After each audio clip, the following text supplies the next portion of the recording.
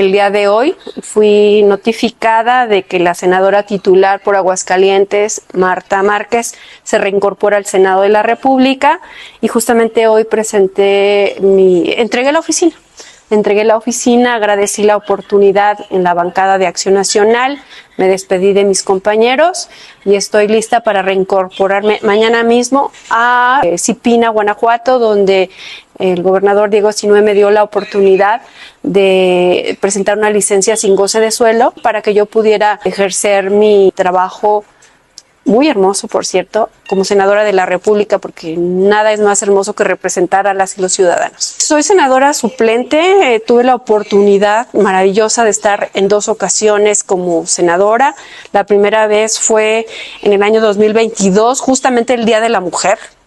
Fue un día muy simbólico, fue un día muy precioso. Recuerdo que estaba toda la manifestación de las mujeres en todo Reforma, era una cosa impresionante. Eso a mí me vibró, me cimbró. Y ese día justamente tomé protesta. Y es una cosa impresionante desde que entras al Senado y tomas protesta. Y en ese momento entiendes que estás representando a tu gente, a tu tierra. Híjole, es padrísimo. Es padrísimo. Eso fue en el 2022. Estuve 3 meses nada más. Del 8 de marzo al 7 de junio, Día de la Libertad de Expresión, otra fecha hermosa. Y recientemente ahora en el 2024, justamente entré también en marzo y pues acabo de concluir el día de hoy. La verdad es que fue una experiencia muy padre. Pero en cuanto yo me entero que Marta va a presentar licencia la primera vez, pues yo era titular no titular, porque el titular de Zipina son los gobernadores, ¿no? Yo era secretaria ejecutiva de Zipina en la administración de Martín Orozco Sandoval, una persona que aprecio bastante y a la que le agradezco grandes e importantes etapas de mi vida profesional. Y cuando me comenta Marta que se va a buscar un proyecto político personal, yo en ese momento tomo la decisión de aceptar y enfocarme a lo que ya estaba haciendo en Zipina, que es la protección de los derechos de las niñas y los niños. Llego al Senado con el Grupo Plural en aquel entonces, integrado también por gente muy importante que se formó en Acción Nacional, como un Gustavo Amadero, como un Germán Martínez, como un Emilio Álvarez y Casa, que fue presidente de la Corte Interamericana de Derechos Humanos. Estuvo increíble esa participación con la bancada. Y entonces yo llego y les digo, a ver, yo no soy política, yo soy una persona de clase media que se me dio esta oportunidad, me integro, mi especialidad es la niñez y por favor ayúdenme a yo poder ser parte de la Comisión de Niñez. Y de la Comisión de Educación, que pues bueno, la educación también es un derecho, ¿no? Uno de los tantos derechos que tienen los niños. Llego y lo primero que hago es a buscar a todos esos aliados que tú haces con sociedad civil cuando estás en Zipina. Yo ya tenía muchos años ya estando en Zipina, conocía y trabajaba con asociaciones de la sociedad civil estatales y nacionales, y entonces les digo, a ver, ayúdenme. O sea, aprovechemos este espacio para los niños. Y entonces teníamos reuniones todos los días, hicimos un programa de trabajo entre todos, tuvimos reuniones con el Grupo Plural, la verdad es que me apapacharon mucho, me abrazaron, se suscribieron a todas mis iniciativas y en pero periodo logramos presentar 16 iniciativas de ley en esos 3 meses. Fue increíble, la verdad, maratónico, pero yo no lo hice sola. La verdad es que me ayudó Redim, me ayudó Tejiendo Redes de América Latina y el Caribe con Juan Martín Pérez, me ayudó Zipina Nacional, Constanza Tor, me ayudó pues muchísima gente de sociedad civil, no acabaría. Pero además tuve la oportunidad de poder hacer en el Senado mesas de trabajo con niñas y niños. En ese periodo hay una agrupación que se llama Evaluación Justa, que se creó en la época de la pandemia, que son niñas, niños y adolescentes de todo el país que se conocieron virtualmente y empezaron a hacer activismo a favor de los derechos. Y entonces, cuando yo estoy en este primer periodo, se acercan a mí, me los acerca justamente Tejiendo Redes, Hoy esas niñas evolucionaron y ahora se llaman chicas poderosas y están en todo el país. O sea, creció, está increíble. Y ellas hicieron 2 iniciativas de ley, no son mías. 2 iniciativas de ley las desarrollaron ellas y nos pasaron los documentos y sus propuestas y todo, y ya mis asesores jurídicos ya le dieron pues toda la fundamentación y motivación, porque ellas en esas iniciativas, que por cierto y desafortunadamente no se aprobaron, una era para que les consideráramos ciudadanos desde el momento en que nacen, y la otra para que hubiera agrupaciones de niños en todas las escuelas del país para que sean consultados cada que el gobierno quiera hacer reformas a la educación. Sí está bien que consulten a los académicos, está bien que consulten a los maestros, a los padres de familia, pero nunca se les preguntaba a los niños, y ellos son los beneficiados o perjudicados en cada reforma porque no les toman en cuenta su voz. Estas 2 iniciativas, por desgracia, no fueron arropadas, pero pues son el inicio de una lucha, ¿no? Así empezó la lucha a favor de las mujeres hasta que por fin nos permitieron el derecho al voto, ¿no? Yo espero que más adelante se logren concretar. Pero en ese periodo sí hubo 2 iniciativas que me aprobó el Senado de la República. Primero, una iniciativa para que los derechos de las niñas, niños y adolescentes se difundan en todas las escuelas del país. Y la segunda, para que en la Ley General de Protección que nació en nuestro México en el año 2014, del cual se desprende CIPINA, del cual se desprenden los 20 derechos de los niños, de la cual se desprende que los niños deben ser tratados como personas, no como propiedad de nadie, que tienen los mismos derechos que nosotros los adultos, más los derechos propios de las personas menores de edad, para que el CIPINA Nacional creara un censo donde se registraran a todas las niñas, niños y adolescentes que quedaron huérfanos por el COVID. Entonces, en resumen, eso fue lo que me aprobaron en el primer periodo del 2022.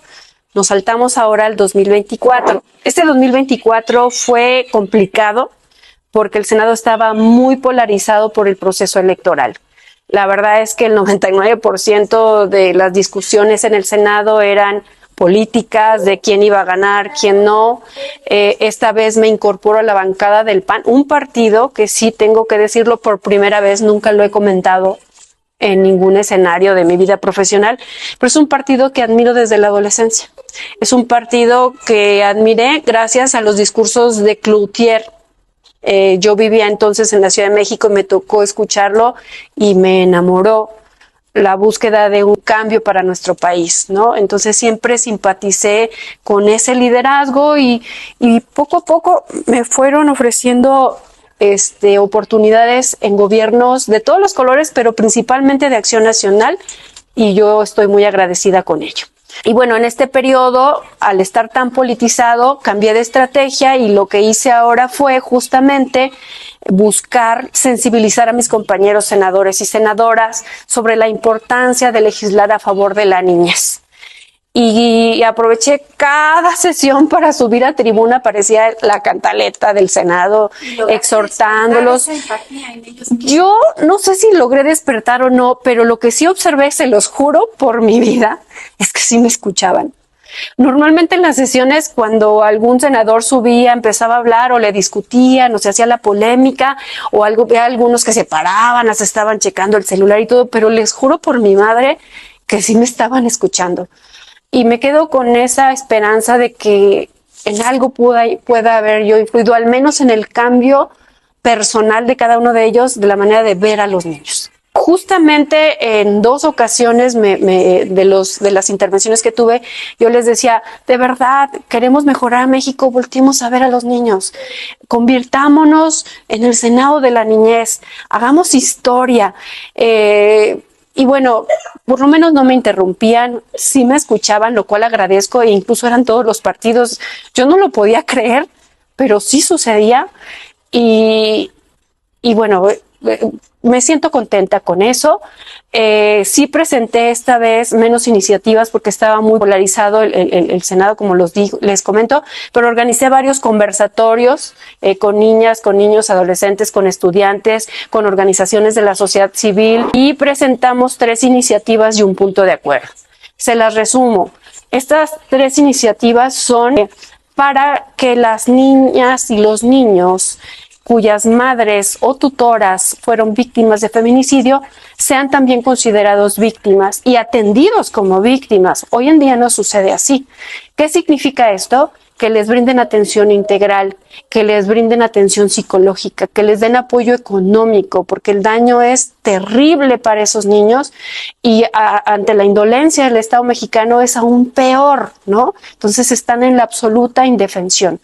Y la otra fue justamente para que se brinde atención a las niñas, niños y adolescentes en salud mental, para que se hagan políticas públicas efectivas, así como campañas, para que se proteja su salud mental. De verdad, la sindemia por COVID dejó muchos duelos y no hubo un programa nacional para atenderlos. Hay muchos niños que tienen depresión. Hay datos muy fuertes de INEGI de miles de niños que se quitaron la vida cuando lo que tendrían que estar haciendo es jugar, es ser niños, es ser felices, porque no los atendimos. Entonces, esa iniciativa se presentó y finalmente un punto de acuerdo para exhortar a todos los ejecutivos del país a profesionalizar sus procuradurías de protección de niñas, niños y adolescentes para que las hagan autónomas, para que les den presupuesto suficiente, para que capaciten a su personal y que lo capaciten con perspectiva de derechos humanos. Entonces, la verdad es que en eso me enfoqué cuando de pronto, ¡pum!, termina el periodo ordinario y último del Senado. Entonces, ¿qué hice? Las volví a presentar en la comisión permanente. Esto garantiza que estas iniciativas no se vayan a la congeladora y que se hereden a la siguiente legislatura. Haré todo lo posible para poder tener diálogo con las y los senadores por Aguascalientes para tratar de convencerlos de la importancia de estas iniciativas. Ya me reuní con gente de sociedad civil, por ejemplo, con Tejiendo Redes de América Latina y el Caribe, para encargarles las iniciativas, para que les den seguimiento y ojalá se puedan atender, porque de verdad, por cada mujer víctima de feminicidio queda al menos un hijo o una hija huérfana. Pensemos en ellas y en ellos.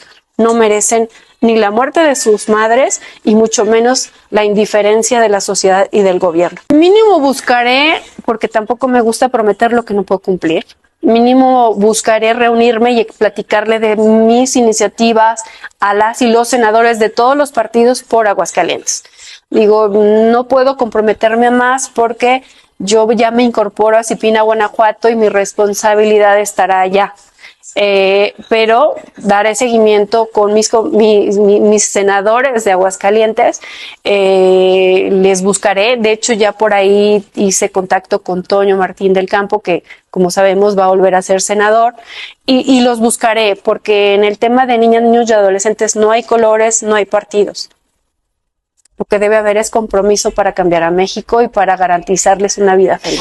Híjole, fíjate que la atención a la primera infancia debe ser la más importante, porque la primera infancia son los primeros 5 años de vida de los niños, que es cuando se forma más del 85% de su cerebro. Si muchos padres lo supiéramos, en estos primeros 5 años es cuando el papá y la mamá logran formar la conducta de su hijo.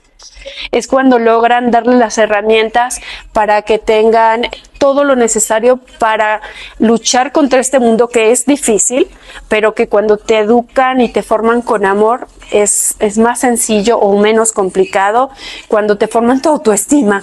Y entonces es en primera infancia cuando se debe invertir más, porque invertir en primera infancia es políticamente necesario, invertir en primera infancia es éticamente correcto, invertir en primera infancia es importantísimo e incluso económicamente redituable. Eso lo escuché en algún momento con un líder, con mi maestro, que fue el primer secretario ejecutivo nacional de Cipina, Ricardo Bucio, a quien le mando un beso y un abrazo. Y la verdad creo en ello hoy más que nunca. Deseo de corazón que cada vez haya más servidores públicos que se sienten con ellos y los escuchen, y que lo que ellos pidan se convierta en leyes, se convierta en políticas públicas, se convierta en una mejor calidad de vida para todas las niñas, niños de Aguascalientes, de Guanajuato y de todo México, que son casi 40 millones. Son un mundo y necesitan un México mejor.